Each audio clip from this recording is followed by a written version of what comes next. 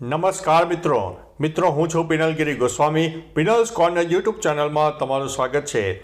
મિત્રો આજની વિડીયોમાં વાત કરીશું આજે તારીખ 19 જાન્યુઆરીથી લઈને 28 જાન્યુઆરી સુધી ગુજરાતમાં કેવું રહેશે હવામાન, વેસ્ટર્ન ડિસ્ટર્બન્સની શક્યતા કેટલી, હવામાનમાં કેટલો ફેરફાર થશે, ઠંડીનું પ્રમાણ કેટલું રહેશે, તાપમાન કેટલા અંશ સુધી જઈ શકે છે, તમામ પ્રકારની માહિતી આ એક વિડીયોમાં આપવાના છીએ। શરૂઆત કરીએ તો ઉત્તર ભારતથી અત્યારે આવનારા દિવસોમાં એક વેસ્ટર્ન ડિસ્ટર્બન્સ સક્રિય થાય તેવી સંભાવના છે અને એક પછી એક વેસ્ટર્ન ડિસ્ટર્બન્સ આપણને 31 તારીખ સુધી જોવા મળશે। એટલે ગુજરાતમાં એક ઠંડીનો જે માહોલ છે હજુ પણ યથાવત રહેવાની પૂરેપૂરી સંભાવના છે। ઉપરાંત મિત્રો રાજસ્થાન, દિલ્હી સહિત ભારતના અનેક ભાગોમાં વહેલી સવારથી જ વાદળછાયું વાતાવરણ અને ગાઢ ધુમ્મસ પણ અનેક વિસ્તારમાં જોવા મળી રહ્યો છે, જેમાં વિઝિબિલિટી અત્યારે 0%ની આસપાસ થઈ ગઈ છે। એટલે રોડ અકસ્માત થવાના ચાન્સીસ પણ વધી રહ્યા છે। હવે મિત્રો આવનારા દિવસોમાં વરસાદી વાતાવરણ કેવું રહેશે, ઉપરાંત આવનારા દિવસોમાં ઠંડીનું પ્રમાણ કેવું રહેશે, તમામ પ્રકારની માહિતી તમને જોડે જોડે આપતા રહીશું। હવે તારીખ પ્રમાણે તમને દર્શાવવાનો પ્રયત્ન કરીશું। તો આજે તારીખ 19 જાન્યુઆરી છે, તો આજે વેસ્ટર્ન ડિસ્ટર્બન્સની શક્યતા છે। મોડી રાતથી વેસ્ટર્ન ડિસ્ટર્બન્સની શક્યતા વધારે છે અને આવનારા દિવસોમાં તે બરફવર્ષા પર જોરદાર આપી શકે તેવી શક્યતા છે, જેના ભાગરૂપે થઈને ઉત્તર ભારત ઠંડો ગાર રહેશે। -8 ડિગ્રી કરતાં પણ નીચે તાપમાન જશે। રાજસ્થાન અને ગુજરાતમાં ઠંડીની અસર થશે।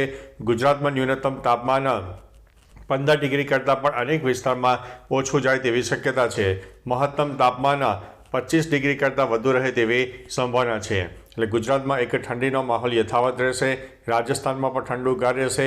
રાજસ્થાનના આબુ સહિત અનેક વિસ્તારમાં ન્યૂનતમ તાપમાન 10 ડિગ્રી કરતાં પણ નીચે જાય તેવી સંભાવના છે।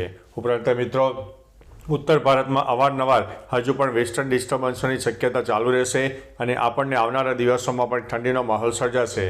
હવે મિત્રો તારીખ 24 તારીખ બાદ એક વરસાદી વાતાવરણ સર્જાશે, પરંતુ તે ગુજરાતને અસર નહીં કરે, કારણ કે પૂર્વ ભારતના અનેક વિસ્તારમાં એક સાયક્લોનિક સિસ્ટમનો એક ભરમાળો જોવા મળશે, જેના ભાગરૂપે થઈને પૂર્વ ભારતના અનેક વિસ્તારમાં હજુ પણ વરસાદની શક્યતા રહેલી છે। તટીય વિસ્તારમાં વરસાદ હજુ પણ થાય તેવી સંભાવના છે।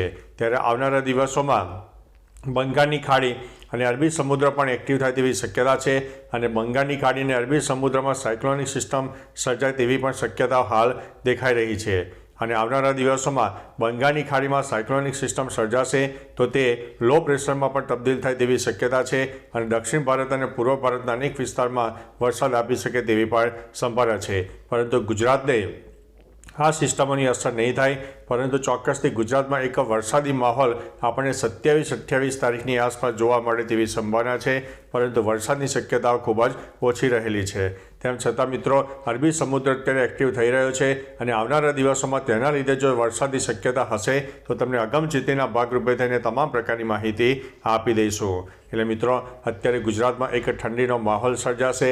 સામાન્ય પવનનું પ્રમાણ પણ જોવા મળશે। પવનની ગતિ અંદાજિત 5 થી લઈને 15 કિલોમીટર પ્રતિ કલાકની ઝડપે પવન ફૂંકાઈ શકે છે। એટલે પવનને કારણે ગુજરાત ઠંડુ ગાર રહે તેવી પણ શક્યતા છે। તો ચાલો મિત્રો ફરીથી દેશ અને દુનિયાના તાજા સમાચાર અને હવામાનની નવી માહિતી લઈને મળતા રહીશો।